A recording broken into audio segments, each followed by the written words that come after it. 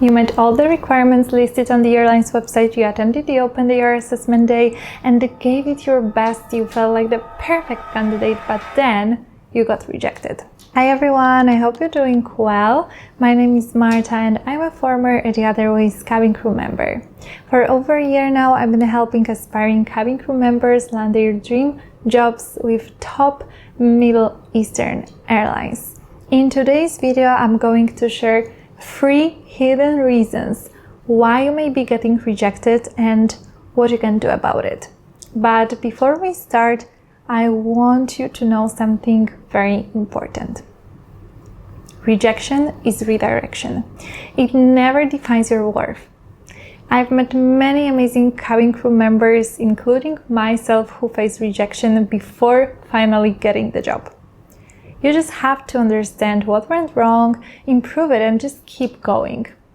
I believe in you and I will help you find the reason, so let's get into it. Before attending the open or assessment event, I'm 100% sure you did your research.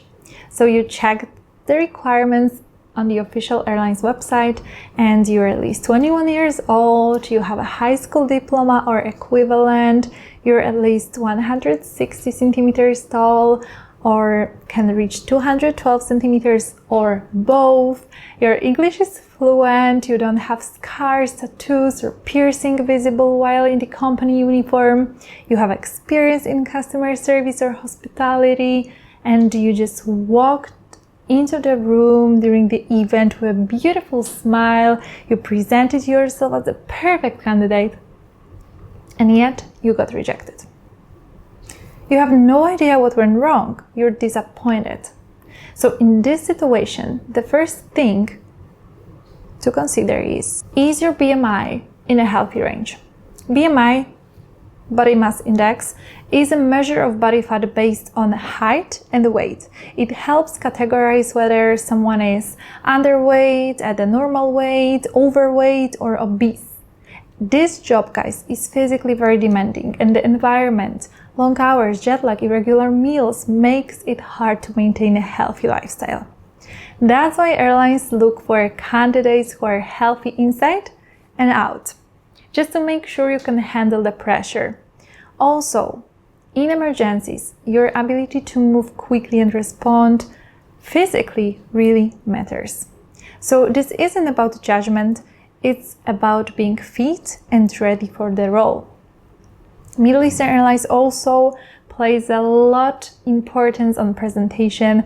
Even if they don't measure you during the event, don't measure your BMI, they check your height, but even if they don't measure your BMI directly during the event, recruiters are trained to assess this visually. So what should you do? Just open a BMI calculator. You can find the link in the description box below this video. Enter your height, enter your weight, and check if you fall in the healthy range. This requirement is usually hidden under phrases like excellent presentation, style, and image.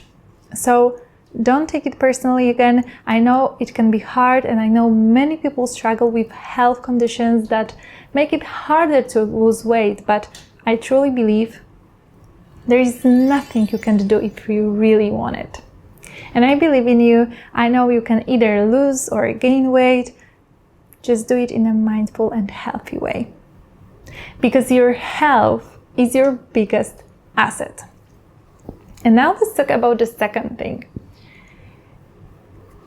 The website only shows the minimum age, which is 21. But what they don't mention is the unofficial maximum age. From my experience, and what I've seen, most candidates hired by Middle Eastern Airlines are in their 20s, some in their early 30s, but rarely in their mid or late 30s. Again, this is nothing personal. It's just how the industry works in that region. And again, this job is physically demanding. And younger candidates are just more likely to stay longer with a company, adapt to the lifestyle, and just travel more. If you're in your mid or late 30s, I encourage you to try, so you never regret not trying. But I also truly recommend exploring other airlines that may be more flexible, right?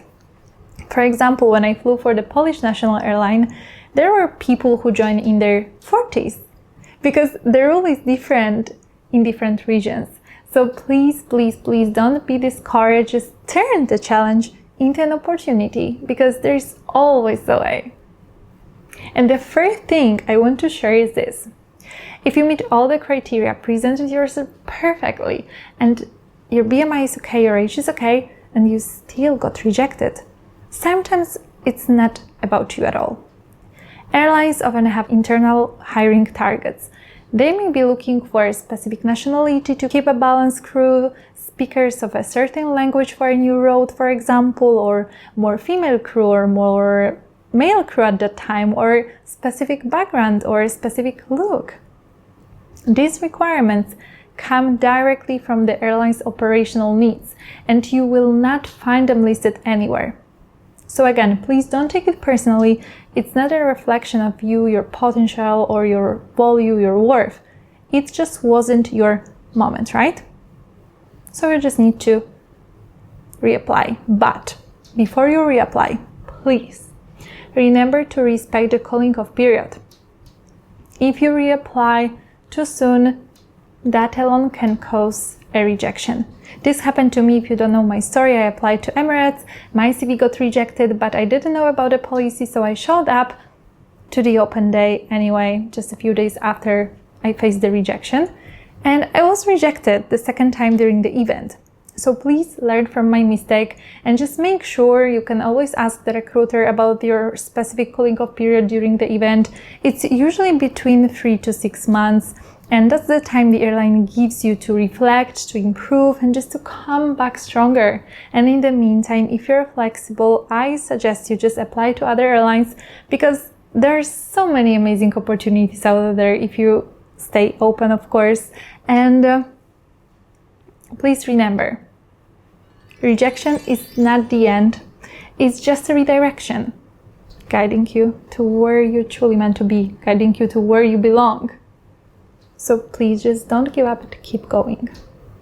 If this video helped you, please subscribe to my channel, leave a comment below, and like this video. It really helps me reach and support more aspiring cabin crew members like you. Of course, as always, I'm keeping my fingers crossed for you. You're capable, you're worthy, and you're just one step closer to your dream. Have a beautiful day. Bye!